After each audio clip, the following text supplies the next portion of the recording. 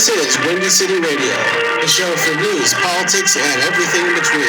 Call 845-241-9984 to have your voice heard with Charles, Eli, Julian, and yours truly, Will. And now, on we go, Chicago.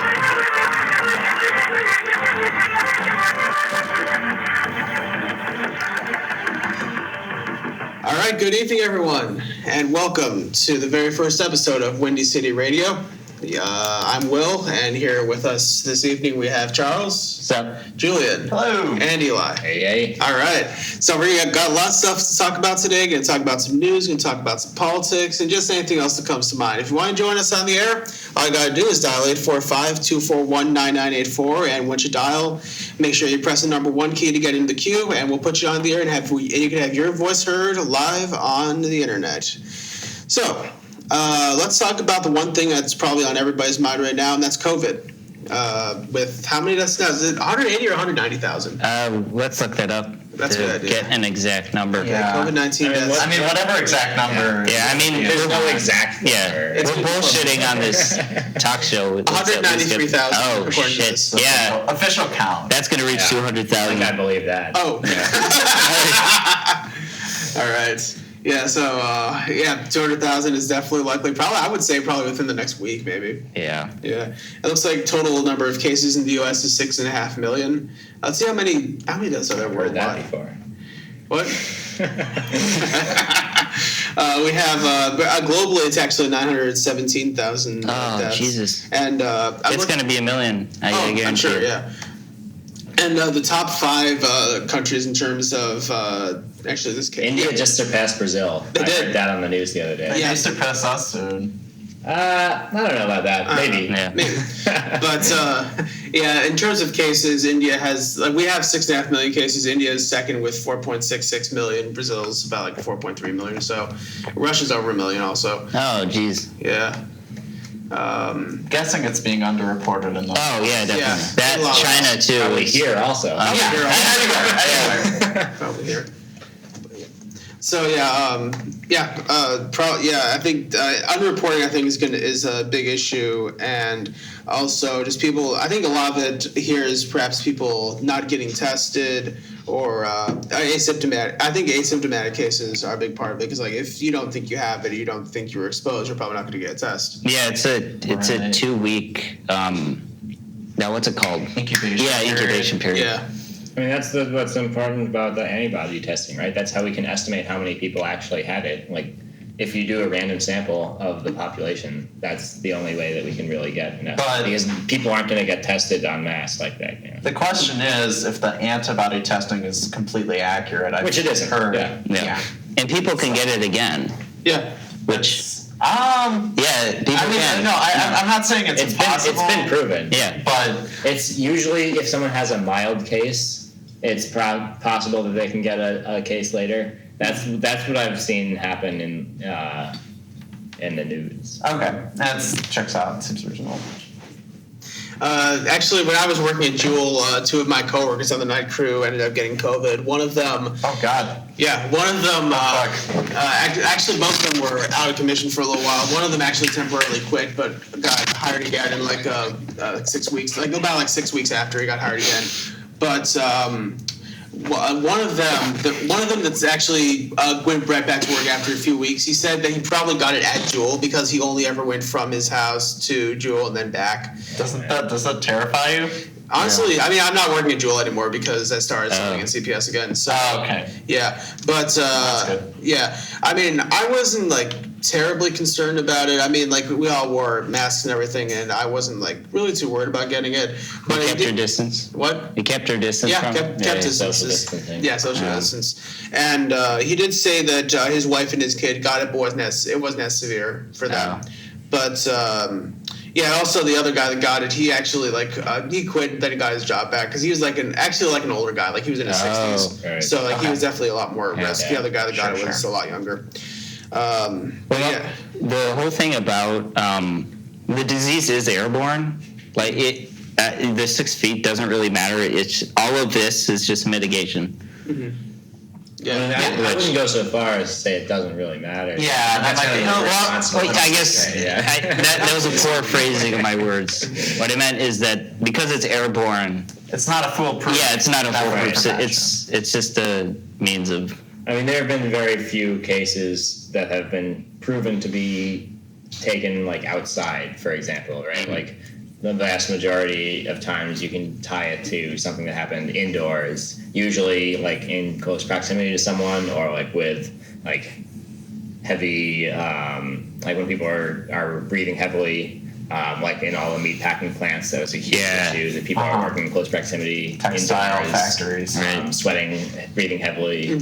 That's Poor ventilation. Poor ventilation. Poor working conditions. Poor working conditions. Yeah. Surprisingly, like the people that bear the brunt of this, as with most things, happen to be working class and Like also don't have access to as good of Right. Yeah, that's I think partially explains why, especially here in Chicago, you see a lot of it happening almost in like terms of like ethnicity, like Latinos and African Americans tend to have higher rates of it because in a lot of cases they're the ones who are essential workers. They're taking public transportation a lot, like statistically. Right. Yeah. Less opportunity to work remotely. And if you're a person of color in this country, you have less access to quality health care that. Maybe on average. No, I mean there is like systemic racism in the healthcare, just like it is in. Yeah, I mean like, that doesn't mean every single person of color doesn't have access to good No, but healthcare. I mean there is like in general, just like how people of color make less money than white people in the same position. Like the same argument, the same statistics have proven the same way in access to healthcare. Yeah, sure. If you're taking averages. Yeah, how because of Trump and Republicans wanting to slash Medicare. I don't know if it's because of Trump. I mean, it's been time. Yeah, That's certainly not. just people of color in general are the ones taking the heaviest toll. Yeah. I think that's fair to say. And what do you guys think of the sort of cultural phenomenon of people refusing to wear masks and being recorded having tantrums in stores over being required to wear a mask and saying it violates their liberties? I mean, it does violate their liberties. So yeah, you gotta hand it to them. You know. I think. But again, it's a national crisis. It is, yeah. I think- International crisis. I think those cases are very, very small minority. Yeah, that Yeah. doesn't really happen very often. Yeah, it's.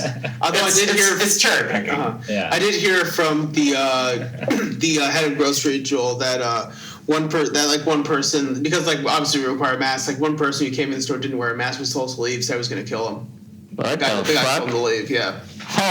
Yeah. In Evanston? There have Evanston, actually been cases where people have been killed over like asking someone to wear a mask. Yeah. That's true. Yeah. Like maybe one or two cases, Yeah. like statistically not at all significant. Yeah. Yeah. A non-zero amount. A non-zero amount, and it's people being assaulted over this. But I mean, the same argument that first of all, the government should be taking COVID as seriously as it did of World War II. Like it's a national crisis. What they should have done is what's it called? The War Production Act. Where that's what they should have implemented in order to produce PPE. From the beginning. Yeah. They kind of did. I mean, Some companies did. Not the company level. Trump didn't. He asked companies. He didn't. He's like, I will invoke the War Production Act, Defense Production Act, if I need to. Can you guys fill me in on what that is and what that would so it was I think it was made during World War II or like sometime like that. And the idea is that private companies can be forced to produce things that are necessary for the public good. Mm-hmm. Yeah, like Ford converting their factories to PPS. produce, Right. Like previously, it was for like military production. Sure. But in this case, it would be for PPE or other similar things. Ventilators. Ventilators. That was a big thing at first. And like some companies are like, oh yeah, we can do this. Just like pay us and we'll do it. But that's also the thing is like they're also trying to be profiteers. Yeah. For all this, so. Hearing what Trump Yeah. said Yeah. last week about saying that the military generals were in bed with ammunition I mean, companies. which is true. Yeah. Which is true. Yeah, I mean, he's like, Right. saying it. About Yeah. It's funny for the president Yeah, to like- say that. To admit that. He's complicit. Yeah. Trump and a lot of neoconservatives, they use left-wing arguments to attack against, I guess, moderates and I guess the existing Democratic Party. How do you mean? Well, I guess during his primary for the Republican seat to become the Republican national candidate in 2016, he destroyed Bush over his brother getting involved in Iraq. That him using the left-wing criticism that, oh, your brother saying he's an idiot, he got us into the war in Iraq when we shouldn't have been there. That's utilizing that argument to undermine. Okay. But is that entirely a left-wing argument to say, like, the war in Well, Iraq I is guess bad? historically, the anti-war has always been a left-wing position in the United States. I mean, Historically. it's like, If you talk about World War I, it was the socialists and syndicalists that, like Eugene Debs, who were anti-war. yeah, but like, I don't know. And there isn't really a left wing in the United States. Fighter national Not security. a serious, 40 or 50 years. not a Yeah. serious formidable one. So, like, to say that opposition to the Iraq War is a left-wing position, like, there were people on all sides that were opposing, like, there were libertarians that were opposing the Iraq War as well. Yeah. Like, they're not on the political left just because they oppose the Iraq War. Like, Ron Paul is not a leftist, right? Right. He's not a libertarian either, though. I mean, if you want to define libertarian in terms of like what it meant 200 years ago, sure, he's not a libertarian. Yeah. Like, he's like what contemporary people that call themselves libertarian identify with. He's a patsy. Yeah, sure. Like, I mean, I don't really see how that's relevant to what I'm trying to say here. Like, if people who are clearly not on the political left opposed the war in Iraq when that was happening, in a way that, like, you know, there were various factions going for and against, like Joe Biden, huge champion of the war in Iraq at the time. You know, No, I guess to clarify, I meant ideologically. Yeah, but like People, I guess. I feel like there aren't like two camps. You know, there's a multifaceted. Like there are a lot of different political positions out there. Yeah, and I don't think it's fair to really put it down into like a one-dimensional spectrum between left and right. Like, yeah, we were kind of talking about this before the show, that the idea of there being a political spectrum is kind of bullshit. Yeah, like I mean, there are people like the, you know, what are currently referred to as libertarians, who, you know, really just care about corporate profits, but are also anti-war because they see potential profits in their sectors through those means. You know, like, Sure. I don't. On the one hand, you may see some libertarians just shilling for the defense industry because they happen to have stock there, or like, you know, that's just how they work, because they'll just, you know, support what is in their best interest, like everyone does. Yeah. You know, I mean, everyone that is self-aware is just going to be politically supporting what's in their interests. Yeah. Yeah. I mean, I guess I will admit that during Bush's presidency, the opposition there was a huge majority that only opposed the Iraq War to be anti-Bush. And that you can see that today, that a lot of the people that may have been against Bush getting involved in Iraq are kind of forgiving him today. Yeah. Saying like, oh, you're better than Trump. Yeah. Yeah. Yeah, I see a lot of that. Yeah. It's easy to sit here and like he pushes some kind of good guy, you know, compared to Trump, but I mean the reality is it's not. And you know, 15 years from now, we're going to say that Trump was better than somebody else. Yeah, Trump was much better than President Cotton. Yeah. Yeah. President Trump Jr. Yeah, that's what I'm thinking. I think Trump Jr. is going to run, or somebody in that family. Barron Trump Trump? would be the most likely one of the family. Barron? 2040. 2040. Yeah. 2040. I think Ivanka is the most likely of the Trump children. Perhaps. Yeah. She's the most competent. Yeah, most telegenic, I would say. No, I guess this is like not on the agenda, but do you think it's possible Trump would abolish term limits? I think what you might see if he gets a second term. Could he actually get the Republican Party to back him on that? Well, here's what I think is going to happen if he gets a second term. I think you're going to have a small but vocal. They're going to have a small but vocal movement in the Republican Party to repeal the 22nd Amendment, and that's Heavily armed too. not even necessarily heavily armed. Just like in certain circles, you're going to see that. I think it might gain some political steam, but at the end of the day, I don't think it would pass enough state legislatures to be ratified, because the only way you can repeal an amendment is with another amendment. So you need to pass a constitutional amendment to overturn term limits. I think you're putting a lot of stake in the Constitution right now. I mean, It's an important old document. That the Americans stole a lot of the ideas from the British. Sure, but that doesn't Yeah. make it any less. Yeah. Right. Well, I mean, it's kind of a reactionary document, being that the founding fathers were slave owning, land owning, wealthy people that looked down upon the poor peasants. I mean, it's all in how you interpret it, really. I mean, Britain abolished slavery before the U.S. did. Yeah. about true, yeah. close to 50 years before. Yeah. Yeah, although I do wonder if when it comes to, I mean, I don't think a lot of them are going to vote, but the millennials and the older end of Gen Z that are of voting age, a lot of them are too young to remember Bush. Yeah. Yeah. Well, what sucks is that after Obama got in office first time, like the Democrats said, "Oh, fuck it, we're not going to charge him with war crimes. We're not going to fucking pursue that." You know, Of course, like fuck it, because like, Obama is also guilty of it. yeah, Yes. like Obama under Obama, doing his like, sarcasm. yeah. Any president in the United States, basically, more or less, is I going to be mean, complicit. since we stopped Yeah. doing If this were any other country, hundreds of years ago. Yeah.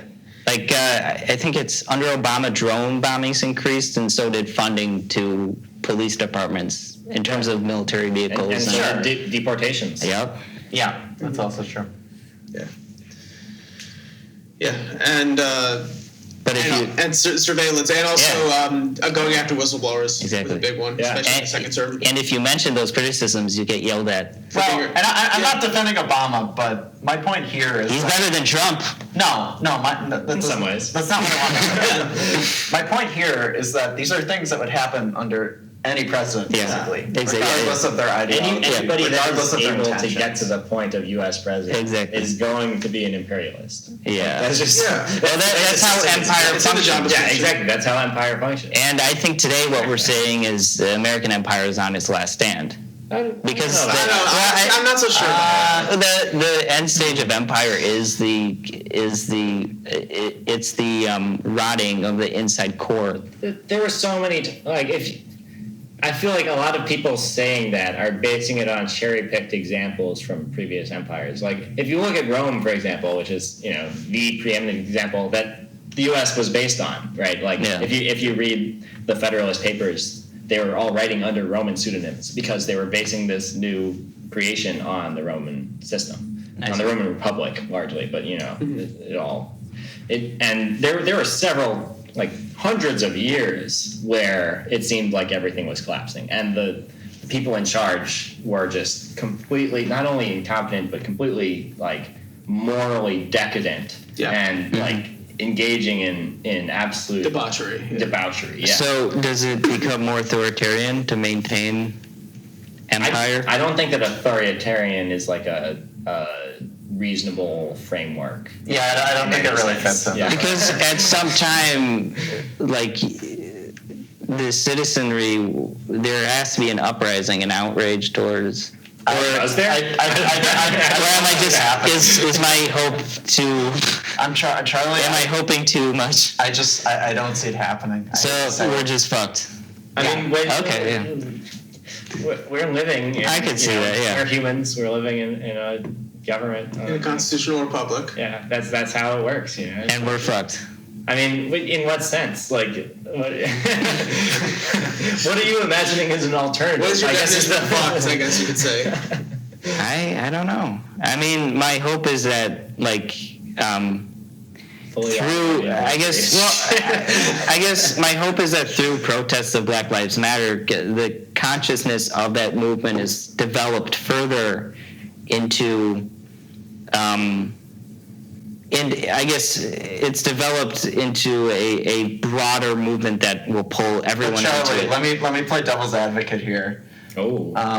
When Not a devil's advocate. yeah, you know, Play the people, there's rioting, there's looting, and people are equating these things with the Black Lives Matter movement, whether it's fairly or unfairly.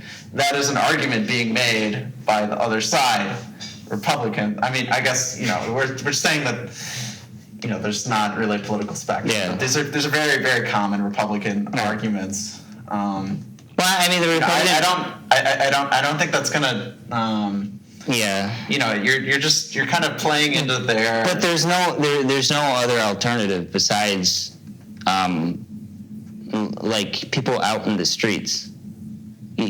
You can't. I don't expect Biden to miraculously do something. I mean, what do you think have a plan that? What do you think is going to happen if everyone goes out into the streets? And not only that, do you realistically expect a substantial amount of people to go out in the the Right. Well, I don't know. In order to create That's- substantial change. That I guess that's a whole history of social movements. And is Black Lives Matter going to maintain a high level of support? It already hasn't. Like, Yeah, exactly. It was, Yeah. it was, They're losing a lot of support, doing well especially for a from while, and Americans. now they just lost a lot of support Yeah. recently because of how they've been painted in the media. Yeah. So it's like there's not enough critical view of the media for that to happen. At this point. Like people are in the media bubbles, and they don't really. Both on the left and the right. Oh yeah, I mean, like I said, I don't believe in left and right as like coherent political Right. positions. I mean, as they are interpreted in America. I don't want to believe all hope is lost.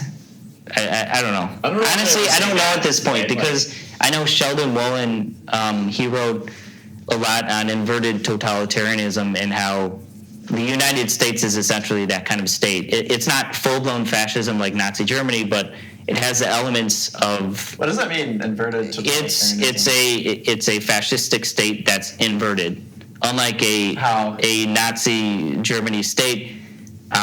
You have elements rather than top down. Is that what you have elements of it that. You mean like it's eternally? I guess a perfect example is you have the prison industrial complex. So it's internally repressive. Yes. Okay. I mean, I think that the United States is probably more externally repressive than Nazi Germany was, and less internally repressive. Why? In terms of like impact, right? Like we don't have death camps. Yeah, but no one's walking around with yellow stars. But you have those child separation camps where the U.S. government has lost track. I think that's bad. I think that's really bad, but I don't think that's the same thing. It's the start though of a. I think it's not really fair to compare. I don't know. I think that's a cherry-picked example. Yeah. And I just think like comparing like on the reason I say more externally because like the U.S. just has more power on a global scale, like especially maybe in the latter half of the last century, but like still to this day. I mean the dynamics. I think the dynamics of that might be shifting more towards China. At this point. A better description of the United States is to describe it as a colony. That if you're a person of color, you are repressed and killed by representatives of the state, which happen to be police. I think that's kind of extreme. Although to be fair, but that you can describe it like that. I mean, like when we talk about the prison industrial complex, I mean, there's mass incarceration in China. That's not true. Not on the scale. The United States. I mean, there's more here. Like per such a capita, different it's much scale. higher, but so much larger. Like I mean, there's other things going on in China, like the Uyghurs. That's fake. That's not real. Okay, I guess we're gonna. If you're okay, let's bring up sources because like most of the time that people talk about that, they're sourcing from Adrian Zenz, who is a Christian fundamentalist who believes it's his God-given duty to change China into being more of a liberal capitalist nation state. Like, I have no idea who that is. I mean, I've read articles about it. Yeah, and if you look into their sources, 2018. This goes further back than 2018. This guy has been doing this for over a decade. If you actually look into the sources of the people citing on these the supposed Uyghur genocide, that's. I'm not calling it a genocide. I'm saying there are internment camps, and that's reality, and that's something that community is facing. I'm not calling it a genocide. Just to be clear. Okay. Yeah. I'm still dubious about a lot of those actual because there's facts. a lot of factors that determine whether something's a genocide or not. Are they specifically are they being targeted? It doesn't always have to necessarily be for death. I think according to the UN, we're on the same page that we wouldn't call it a genocide. Yeah. But all I'm saying, I'd be interested to see the sources that you're getting that from. It's from they translated it to English, but it was a Russian journalist from news organization called Medusa, which is a little bit more, I'd say, oppositionist. They're headquartered in Latvia. I can send you the article for sure. Because there's a huge I don't know. I don't want to get too into the specifics on that case, but there are a lot of there's a lot of debate going on about the facts themselves, right? If you can't agree on the facts, it's really it's not clear. I mean, I think that it's a lot of things that we say about China are just not based on accurate facts, right? Social credit system. Yeah. It's that's not. Well, it's ridiculous that we talk about that when we have credit scores. Well, credit scores, yeah. Well, I mean, in the way that the social credit system has been described is you lose privileges to travel, you have to say the right things online. That, from what I've heard, it was just in a few regions. It was a pilot project. It's not a countrywide thing. It's not a kind of grand master plan. So we're coming up on the halfway mark on the show. Should we have ourselves a Coke break? Yeah, let's have a Coke break. All right, so we're going to play a few songs by the Coke Hunters. We will be back in a moment with more of Windy City Radio. Stay with us. All right, we're back. We are back with more of, with the second half, actually, of Windy City Radio. And we have a fellow who is in the Discord has been sending us some stuff here. Aside from his opinion of the music, he did say that BLM is rapidly losing support from white Americans, which we talked about a little bit. Yeah, reasonable point. That's a reasonable point.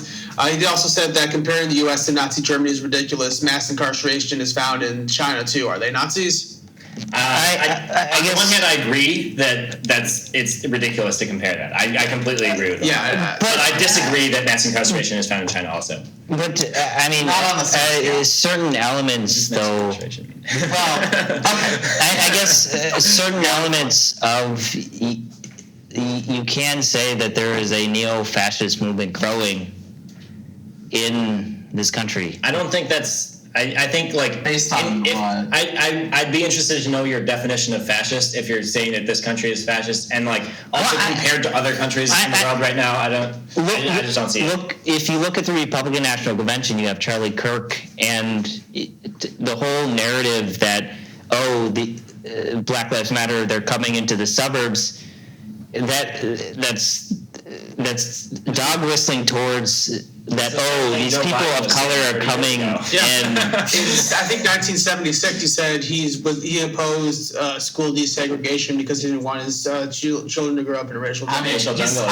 Obviously, since redacted those opinions, moved back on it. But even so, he didn't apologize. Yeah. He didn't. He said he's not sorry for anything he's ever said. You're talking about Biden? Yeah. But I'm saying the Republican Party itself. The message they're sending is basically that, these people of color are coming in the suburbs to attack our white people. Yeah, That- Sending a it's- lot of that- messages. that And any- also, they don't have a coherent. the viewpoint that they said that the Republican Party spouts is that any opposition to Trump is in a form an attack on the white ethno-state that Trump and his goons are trying to build. I think you're giving them more credit than they deserve. But I don't think that's entirely true. I think that like they definitely use a lot of racialized language, but I don't think that they're like. Yeah, I think that that's a fundamentally like if you compare that to things that were actually being said in Nazi Germany, it's like not even close. Like it's not similar. Yeah, really. he also Like, said, what the hell do you call the Uyghur concentration camps? Is that not mass incarceration? no, it's not mass It's not. incarceration. Like, well, I mean- exactly. It's like, I mean, just like talking numbers wise, Well, the United States yeah. incarcerates like more people than China, despite having a much Yeah. smaller population. More Sure. people than like China and Russia and like whatever else is next combined. And it's, Sure. it's like not even close. Yeah, China's a much bigger country to a completely different scale. Yeah. And like, okay, like people talk about like Uyghur camps. And like, all right, first of all, like they had a huge terrorism problem. A lot of people that had been like involved in ISIS came back to that area. It's a long story, but like, I think it's laughable the idea that like the American state would not do something like that. First of all, and like second of all, we don't have all the facts. Like, I think a lot of like the people come up with ideas about that without really like looking into where their facts are coming from. It's hard to know what's going on in China too, Exactly. because I mean, none of us. Well, I mean, I think our producer's been learning a few. I've been studying Chinese as well. Okay, well, okay. We got a couple beginner learners, but I mean, none of us can say we're fluent in Mandarin. so. you can I think you can make the comparison to you can say that there is a mass prison system in this country. If you look at the prison industrial complex in this country, the amount of people of color thrown in prison for minor offenses that Yeah, it's include, much higher. Yeah, and also these prisons, they're built on former slave plantations, and the fact that a lot of states are shifting towards privately owned, privately funded prisons that. My understanding was that they're shifting away from. Yeah. private. No, That it's was more not. of a thing like a decade ago, and It's it's being cheaper. shifted It's away. cheaper to go private route because these prisons. I don't think that's always necessarily true. Like in this state, for example, there are no private prisons. It's illegal. Yeah. Also, the guy said, motherfucker, it's the incarceration of an entire ethnic group. That's just blatantly not And he true. also said, so kids deserve... Yeah. No, hold on. He also said, What? so kids deserve to be, quote, reprogrammed. That's how he said. That's Well, what he said. I don't think I understand what. No, you can't argue it is an entire ethnic group of people because the same amount of people that black and white people commit the same amount of crimes, but statistically, black people go that to they- prison I don't at a think higher that's- percentage. I don't think that's true. I'm Yes, sure it that is. This person would not agree with that, and I'm not sure that we have facts on that. Let me see if I can pull up Like, some... you can't- let me see if I can find some... Pull up You some can't, like, FBI prove- statistics. Yeah. All right, you're gonna trust the FBI? I don't know. Well- But you can show like what people have been convicted of, but you can't show what people actually do because that's impossible to see. Yeah, right. You can't. how they're reported and how But statistically, people of color are in prison. Yeah, More when you look people at of like color drug crimes, are for in. example, like Sure. there's roughly similar rates of drug use between races, but Right. different races are convicted more often of crimes regarding like possession and things like that. Right. I have numbers from us. This is specifically for juvenile crime, but I'll see if I can find crime in general. Yeah. Let's see. Yeah, I'm sure our listeners are hot on the edge of their seat for the FBI crime statistics here. I'm sure they are. What is the next subject? So that. That's a good question. Presidential debates, I think. right? Okay, let's get the I don't need statistic to move on. Okay, race and. I'm Or sure we could just move on. Let's just Yeah, move on. yeah. I don't think anyone. This is not a constructive. He also says that has nothing to do with Uyghurs. Stop changing the subject. Okay, thank you for your input. Thank you for your input. We appreciate it. Speaking of which, let's change the subject to presidential debates, whether they're going to happen or not. I think it will happen in some capacity. I think so. What are they scheduled for? Because I know they've already been scheduled. I think the first one's happening. November, right? No, well, November's the election. Democrats don't want to. no, Democrats don't want to have a debate. Here's here's what the Democrats are going to do if they lose. They're going to say, "Oh well, fuck it, it's the Russians again." So then, next presidential election, they'll just use another centrist. Those sneaky Ruskies. Yeah. I gotta tell you. Mm-hmm. Yeah. And hopefully they'll Good segment. they'll hope that they'll poison Bernie Sanders. And He's too old. It's too old to. At the next DNC convention, they're gonna sacrifice the progressives. They're going to. How do you mean? They're going to literally take a knife to Ed Markey. Yeah, they're gonna. You killed the Kennedy dynasty. On live TV, they're gonna commit Viking sacrificial rituals on the progressives. They're going to rip open. Aztec sacrificial rituals. No, Viking. They're gonna like cut the spine open and do the blood We're eagle. more critical about white people here. You know, that's what our listeners are looking for. So. I'm sure. Yeah. Yeah. Just blame Whitey for everything. That's what we got. Sorry, Charlie, I was interrupting you. No, it's okay. That's how we make sure the levels are good in Yeah. recording. Yeah. Let's make sure like we're all talking over each other at once. That we're good. Let's talk about some of the ramifications of the 2020 elections, particularly the chance that more Supreme Court seats are going to be up for grabs. I think there's no repercussions. I think the election doesn't matter. Elections don't matter. No, it matters. Why not?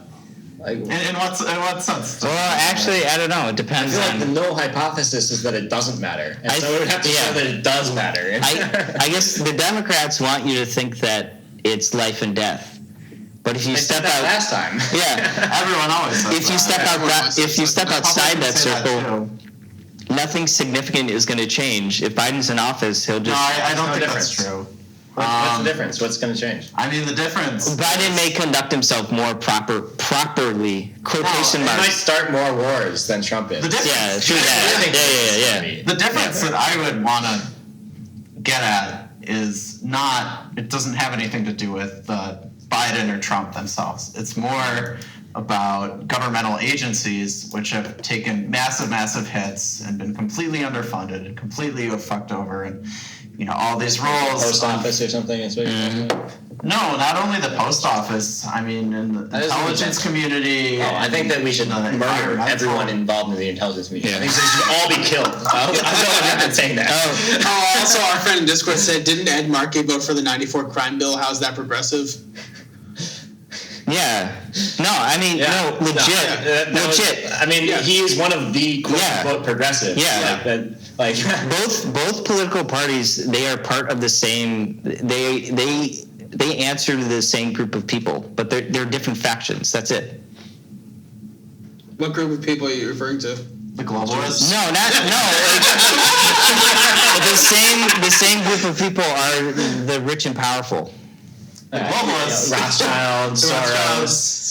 The list could go on. Brzezinski. No, Brzezinski. I mean Wall Street, like Goldman Sachs, Blankfein. the whole financial history.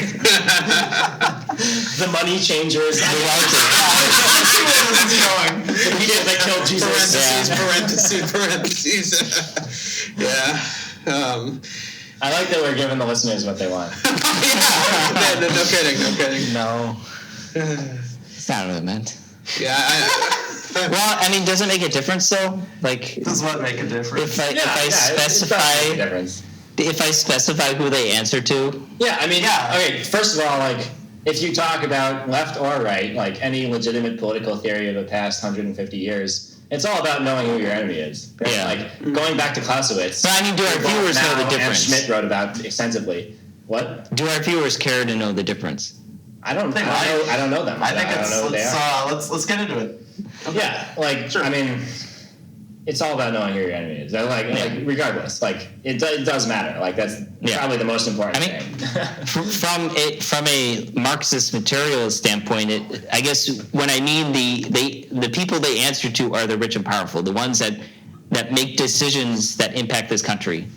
I mean, The ones that That's an easy thing to say. Both sides say that. right? Yeah. Like, But Charlie, Yeah. I don't think I don't think they're walking into a room full of rich and powerful people and No, I don't mean it like help you that. guys. I mean it in the sense well, that I think Biden is doing that. Yeah. Well, okay. Maybe they are. In the very literal sense. Maybe they are.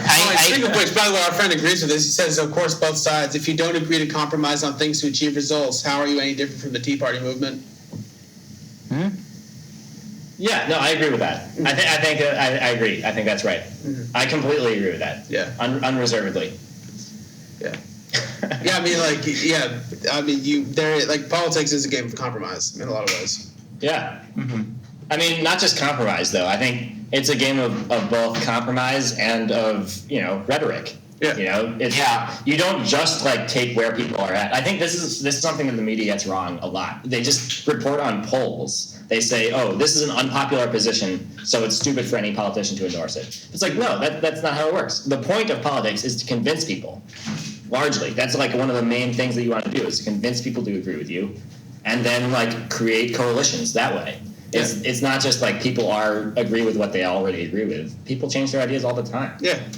I guess to summarize where I come from is that I don't want those who may have millions and billions of dollars to make the decisions for this country.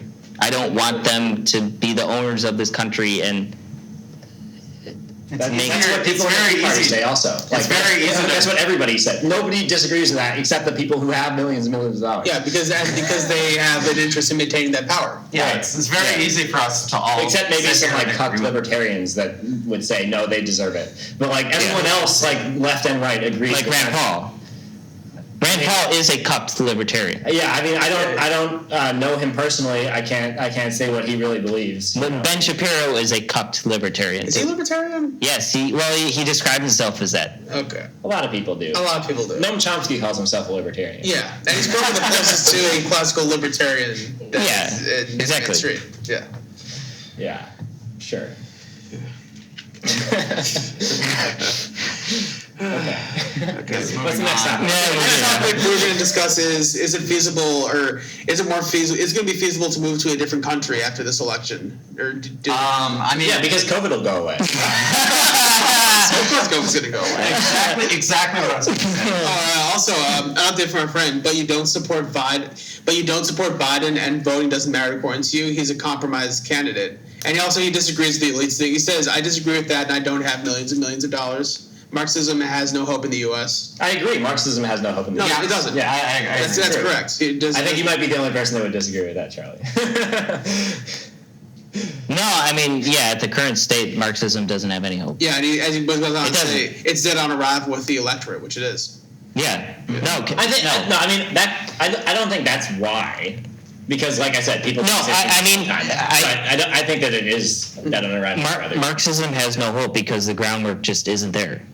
It doesn't exist. Yeah, why Marxism? It's just kind of a cult. Maybe in the 1930s and 1940s when you had robust political groups that were militant, then but those don't exist anymore. Because they killed them. Yeah.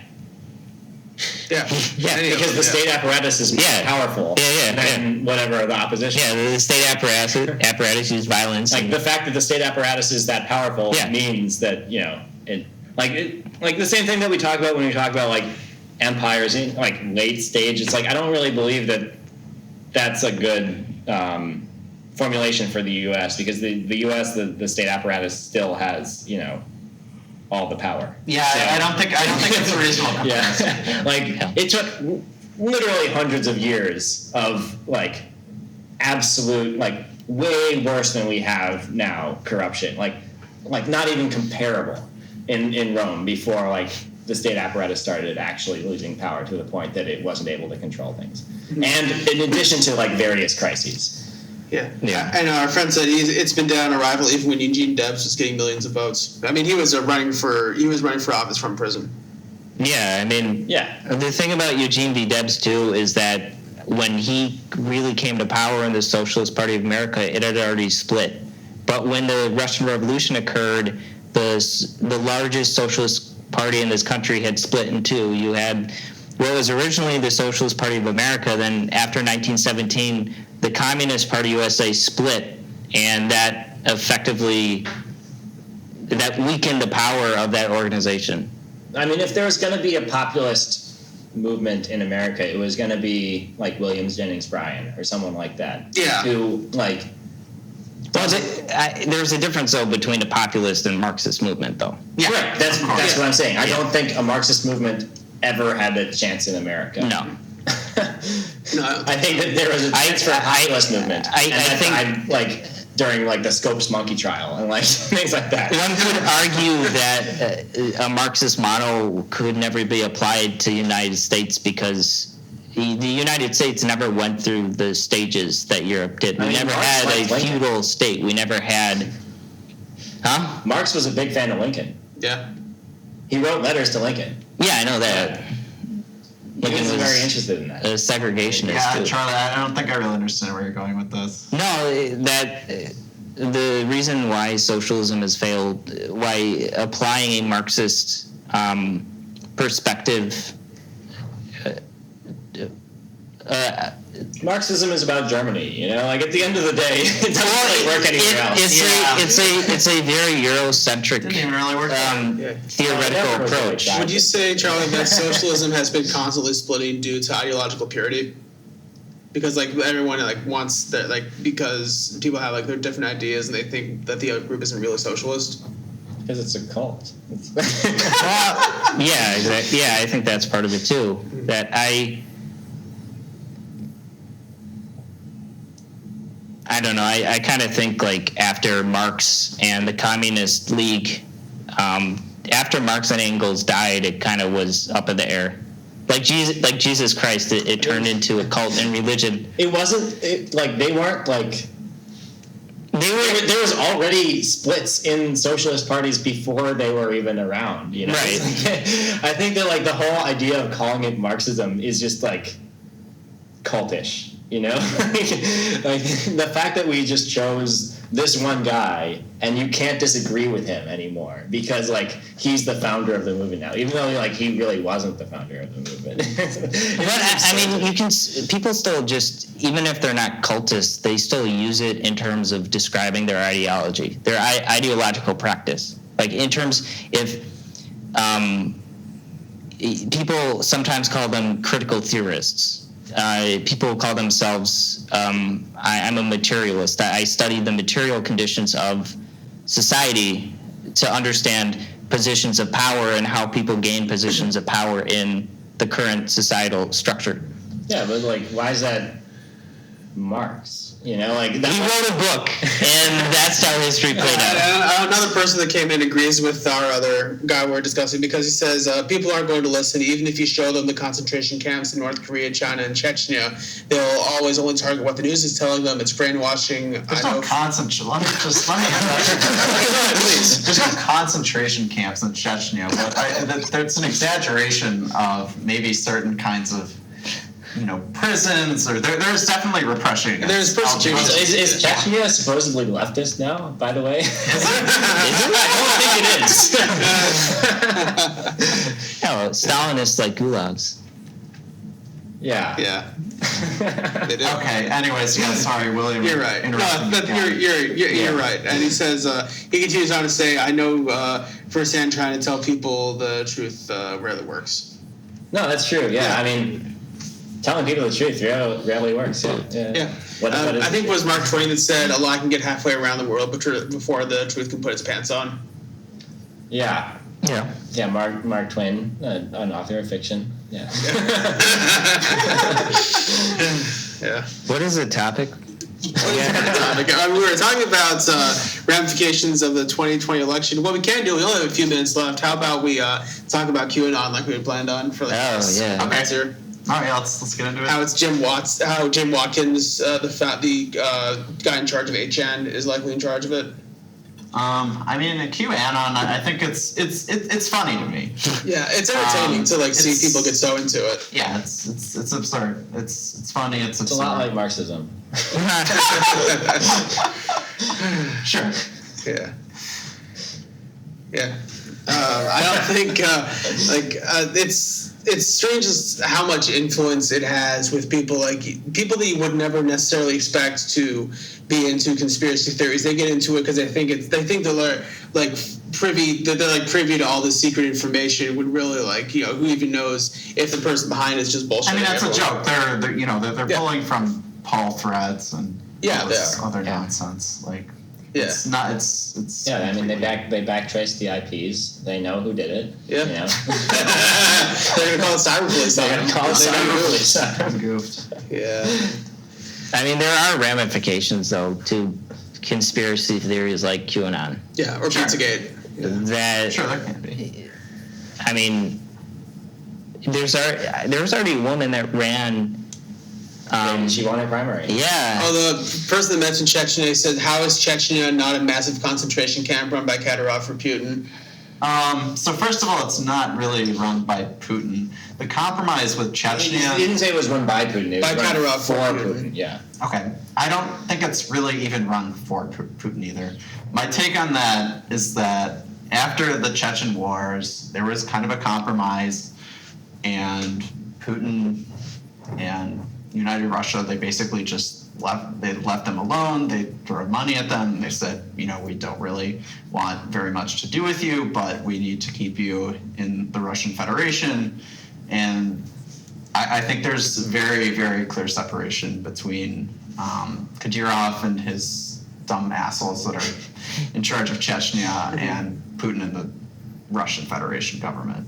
We should have talked about Belarus. That would have been a good topic. Oh, We only have about a minute 45 left. Yeah, next time Next time that's a good idea to talk about Belarus. He also we'll give him the last word. He said, "Ideas like QAnon are nothing new.